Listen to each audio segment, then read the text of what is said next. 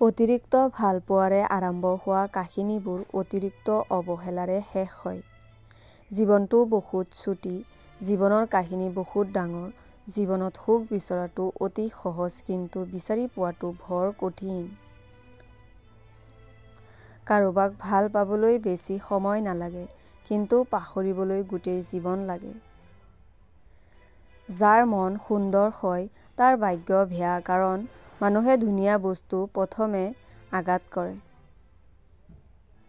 অপৰাধ নকৰাকৈ যেতিয়া অপৰাধী হৈ যাব, তেতিয়া মনে মনে থকাটোৱেই ভাল, কাৰণ চিঞৰি কেতিয়াও নিজকে নিৰ্দোষ প্ৰমাণ কৰিব নোৱাৰি।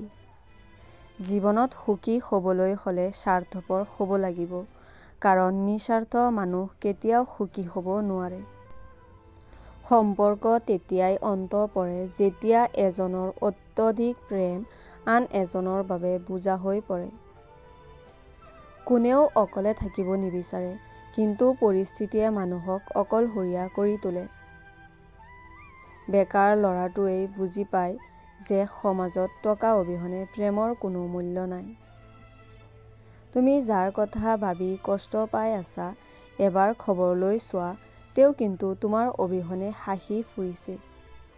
কাৰোবাক দোষ দি কন্দুৱাবলৈ বৰ সহজ, কিন্তু তেওঁৰ দোষবোৰ পাহৰাই চকুলো মচি দিয়া বৰ টান। যদি আপুনি কাৰোবাক অন্তৰেৰে ভাল পায়, তেন্তে তেওঁৰ পৰা উপহাৰ হিচাপে কেৱল অৱহেলা আৰু যন্ত্ৰণাহে পাব। যি ব্যক্তিয়ে আপোনাক সঁচা অৰ্থত ভাল পায়, তেওঁ আপোনাক কেতিয়াও অৱহেলা নকৰে। ভাবিলে আচৰিত লাগে, যিসকলে টাইম পাছ কৰে তেওঁলোকেই সঁচা ভালপোৱা পায়, আৰু যিসকলে সঁচাকৈ ভাল পায় তেওঁলোকে কেৱল দুখ পায়। এজন মানুহ যিমানেই শক্তিশালী নহওক কিয়, আপোনজনৰ কাষত তেওঁ সদায় দুৰ্বল হৈ থাকে।